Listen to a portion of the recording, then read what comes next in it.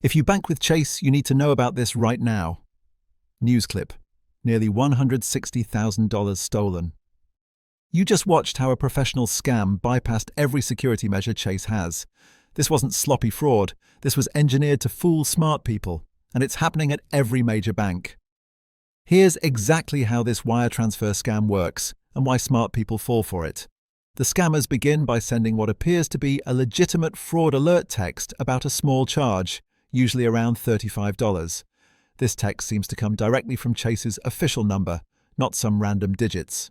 When the victim responds no to confirm they didn't authorize this charge, they've unknowingly triggered the next phase of the attack.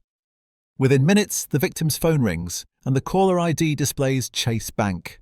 The voice on the other end is calm, professional, and claims to be from the fraud department. Here's where it gets sophisticated. They read back actual recent transactions from the victim's account. I see you spent $67.42 at Walmart on Tuesday and $23.15 at Starbucks yesterday.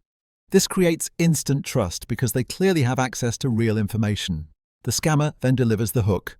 We've detected suspicious activity on your account, and we believe it may be coming from inside Chase. Someone in our wire transfer department has scheduled multiple outgoing transfers from your account for tomorrow morning. They explain they need the customer's help to stop the theft before it happens, making the victim feel like they're partnering with the bank to protect their money. The critical moment comes when the scammer says verification codes will be sent to confirm the victim's identity. When you receive these codes, I need you to read them back to me so we can block these unauthorized transfers. What the victim doesn't realize is that they're actually reading back real authorization codes for legitimate wire transfers the scammer is initiating in real time. Before they know it, multiple transfers of $20,000 to $48,000 each are approved and moving to accounts controlled by the scammers. The money is typically gone within hours, and the victim only discovers the theft when they check their account later, sometimes days later when it's far too late. Here's what happens if you fall for this trick. The immediate consequences are devastating. Your entire account balance can disappear overnight. All your scheduled payments and auto-pay arrangements bounce, creating a cascade of financial problems. Adding insult to injury, you may even owe overdraft fees on top of your losses, and your account gets flagged for suspicious activity, limiting your access to remaining funds. The bank's response is often the most shocking part. Chase, like most banks, typically denies reimbursement claims in these cases. Their argument? You authorized the transfers by providing the verification codes. They'll claim you failed to protect your account properly and put the entire burden of proof on you as the victim. The long-term damage extends far beyond the immediate financial loss. Life savings, gone, with minimal chance of recovery. Your credit score takes a hit from bounced payments and disrupted financial obligations. The emotional trauma and financial stress can be overwhelming, and if you pursue legal action, you'll quickly discover these battles rarely succeed. The harsh reality of our banking system is that banks protect their systems, not customer mistakes.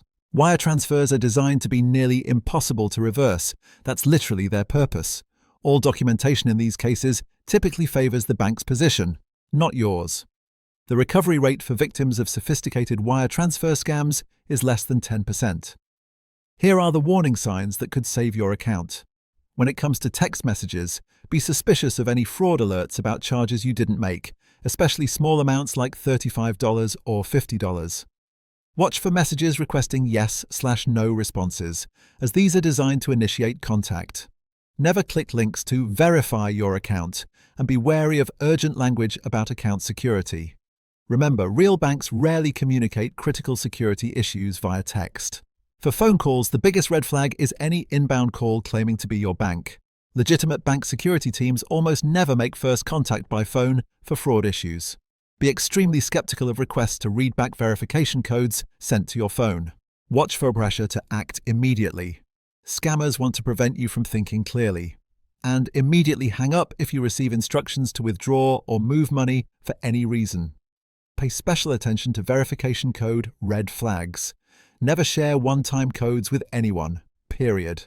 Be suspicious of claims that the bank needs these codes for verification. Multiple code requests in a short time frame should set off alarm bells. And if you receive security codes without requesting them, contact your bank immediately through official channels. Wire transfer discussions should trigger immediate suspicion. No legitimate bank employee will ever instruct you to wire money for protection. Claims about internal bank theft are almost always fraudulent. Requests to move money to safe accounts are classic scam tactics, and any urgency about stopping unauthorized transfers by initiating new transfers is a clear indication of fraud. Here's exactly how to protect yourself from this scam. First, establish strict never respond rules. Don't reply to fraud text messages at all, not even to say no. Don't click links in banking text messages, even if they appear legitimate. Don't call numbers provided in suspicious texts, as these connect directly to scammers. And never trust inbound calls claiming to be your bank, regardless of what the caller ID shows. Instead, follow this verification protocol. Always hang up and call the bank directly using only the number printed on the back of your debit card. Never share one-time verification codes with anyone, including people claiming to be bank employees, and verify any suspicious activity through the official bank app or website by logging in separately. Implement these account security measures. Set up wire transfer restrictions requiring in-person approval for amounts over a certain threshold. Enable transaction alerts for all account activity so you're immediately notified of suspicious movements. Use separate accounts for daily spending versus savings to limit potential damage. And set daily withdrawal and transfer limits that require additional verification for larger amounts. Remember these communication rules. Banks never ask for security codes over the phone, ever. Real fraud departments don't pressure immediate action. They explain options. Legitimate banks use official email domains for communications, not public services. And authentic support always encourages you to verify their identity through official channels. Finally, have an emergency response plan. Document all suspicious contact attempts, including screenshots of texts and call logs. Report potential scams to your bank's fraud department through official channels. File police reports for attempted fraud, even if you didn't lose money. And monitor your accounts daily for unauthorized activity. Catching fraud early can make all the difference. This scam didn't rely on stupidity, it relied on trust. That's exactly why prevention matters more than recovery. If this helped you avoid becoming a victim, hit that like button and subscribe for more fraud protection content. Drop a comment if you've seen similar scams. Click the next video to learn about the cash bag trick that's hitting banks nationwide.